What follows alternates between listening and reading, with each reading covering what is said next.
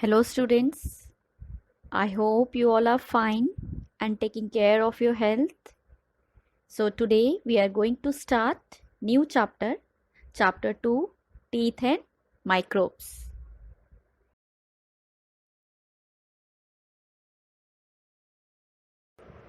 In this chapter we'll study about teeth and sets of teeth, kinds of teeth, structure of a tooth decay, care of teeth, microbes and kinds of microbes. We all know that teeth are very important part of our body. Do you know why teeth are important?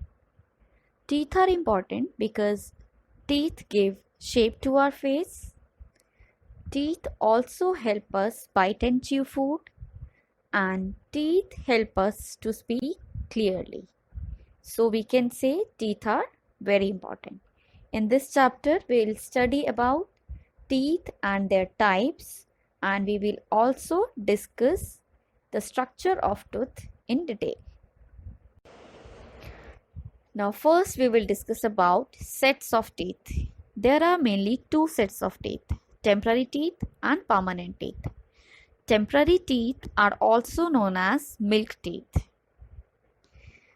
You all must have observed that a newborn baby does not have teeth, and these teeth start appearing when the baby is about 6 or 7 months old, and a baby has 20 teeth when he or she is 2.5 years old.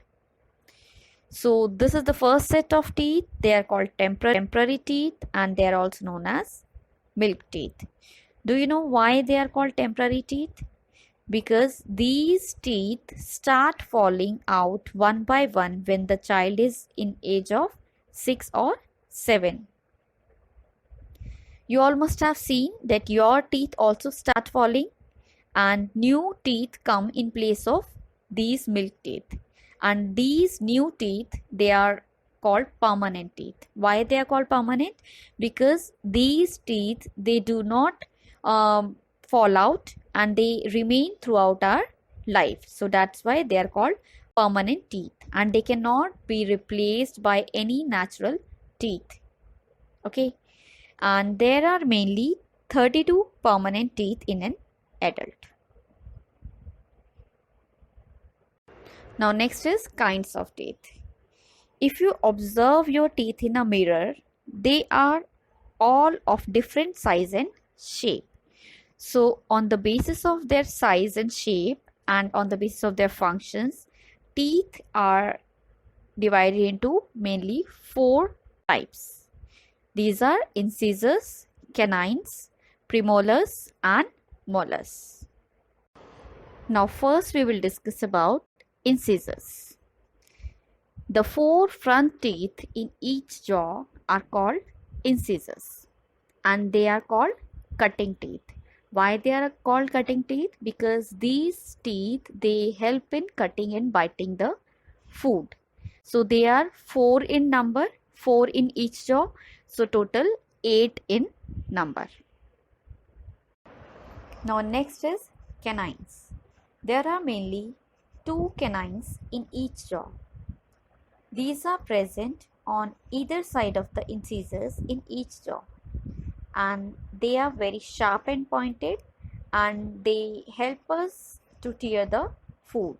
So because of this, these teeth are called tearing teeth.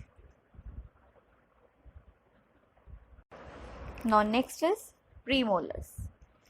Premolars are 4 in each jaw, and they are next to the canines, and they are broad and flat, and they are also called cracking teeth, and they help in cracking the food.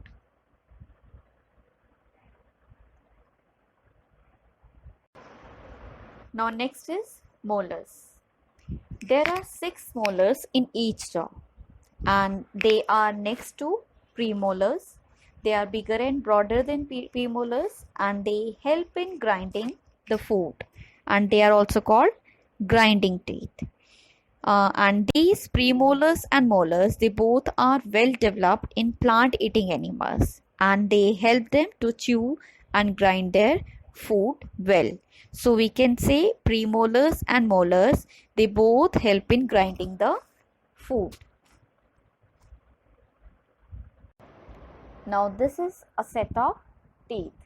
So in this diagram you can see clearly incisors, number of incisors, canines, premolars and molars in permanent teeth.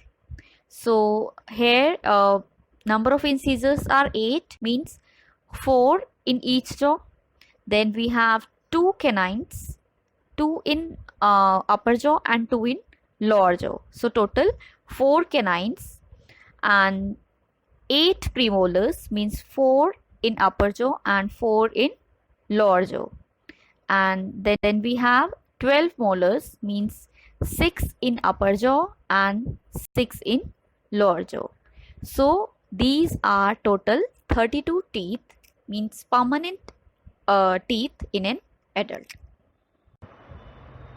Now next is structure of a tooth. When we open our mouth and look into the mirror, then we can see our teeth. And these teeth, these are attached with the soft gums, means our soft gums hold our teeth tightly. And each tooth has mainly 2 parts. One is crown and second is root. So the part which is visible to us, means the part of the tooth that we see, that is crown, and the part which is inside the gum, means which we cannot see, is called root. And the outer white covering of the tooth is called enamel, and this is the hardest material in the human body. And then after this layer, inside the enamel we have next layer which is called dentine, and then the center of the tooth is called pulp, and this pulp lies inside the dentine, and this pulp is soft and has blood vessels and nerves.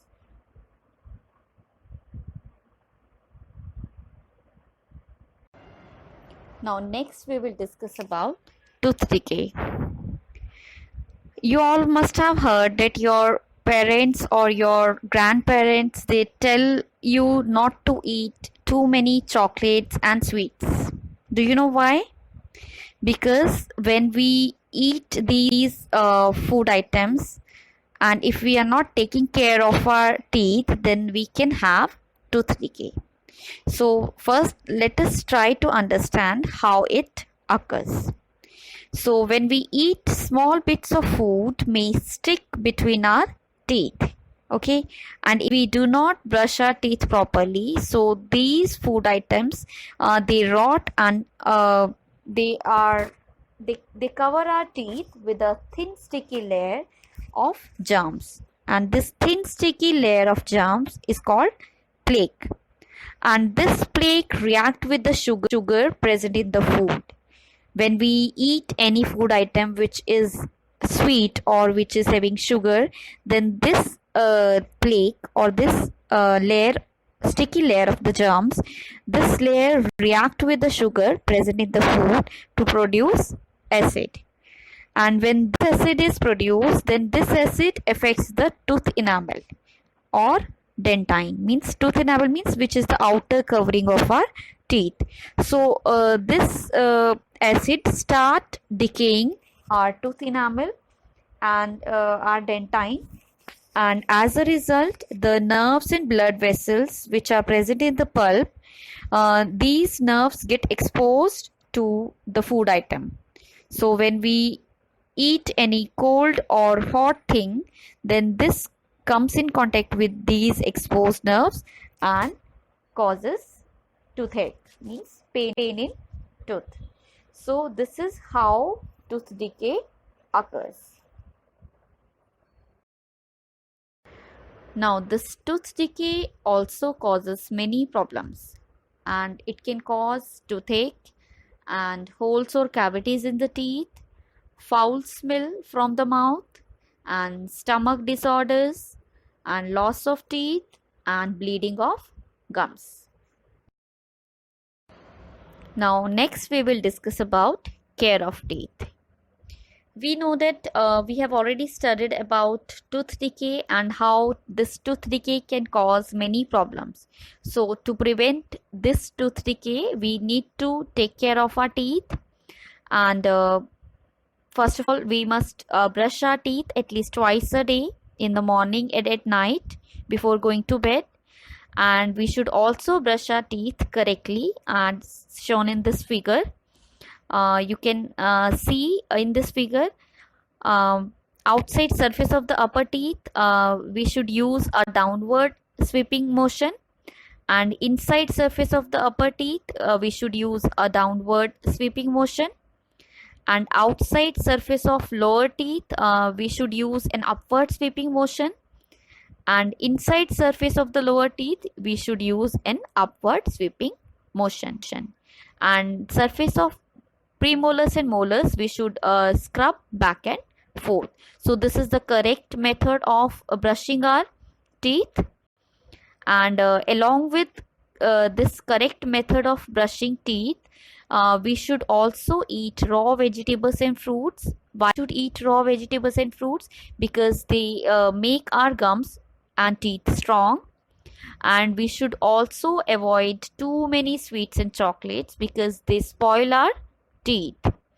And we should rinse our mouth properly with water after every meal. And we should have milk and milk products daily. Why we should have milk and milk products daily? Because they have calcium that makes our teeth strong. And we must also floss our teeth every day. And teeth that are not kept clean or get these teeth, they get covered with a yellow substance which is called tartar, and this yellow substance or tartar can be removed by a dentist. So we should visit a dentist also. And we should visit dentist at least twice a year. So this way we can take care of our teeth.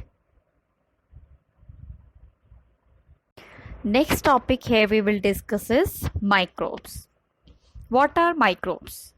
Microbes are very small living organisms, and they cannot be seen with naked eyes. Means we can see these microbes only with the help of a microscope, because they are very small living organisms.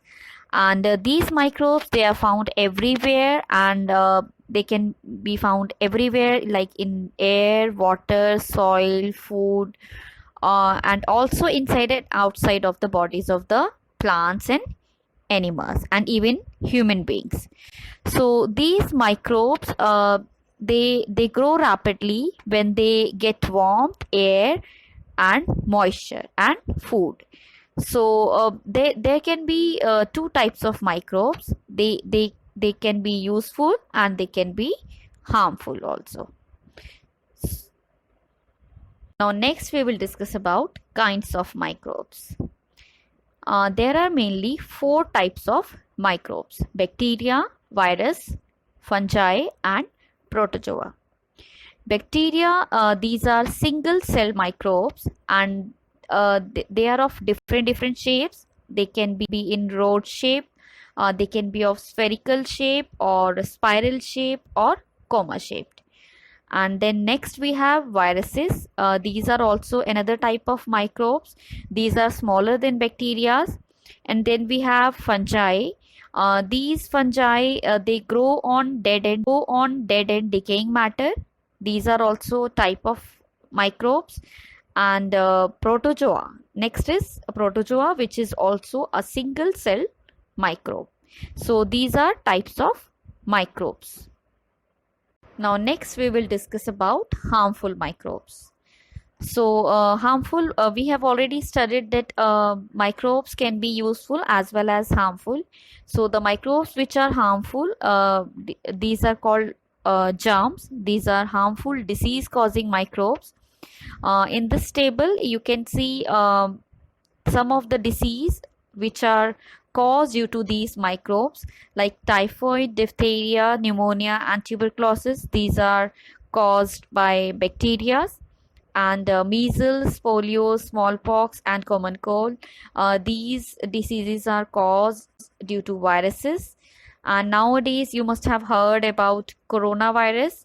So, this is also a disease which is caused due to a virus. So, it is also a harmful microbe. And then next we have a ringworm in athlete's foot, and this disease is also caused due to this microbe fungi. This is skin disease. And then we have malaria and dysentery. These diseases are caused due to protozoa. So these all are harmful microbes because these are disease causing microbes.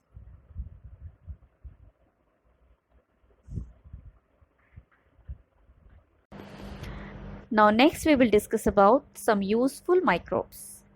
There are some microbes that are useful to us in many ways. A fungus called yeast helps to make soft cakes and bread, and this is useful microbe. And lactobacillus bacteria, it is also useful because it convert milk into curd. And some bacteria help in decay of dead plants and animals. Some bacteria, they help to produce vitamins in our body, and some bacteria, they help in digestion of food in our body. So all these are examples of some useful microbes. So this was the last topic of this chapter. I hope you all have understood all the topics of the chapter. Thank you.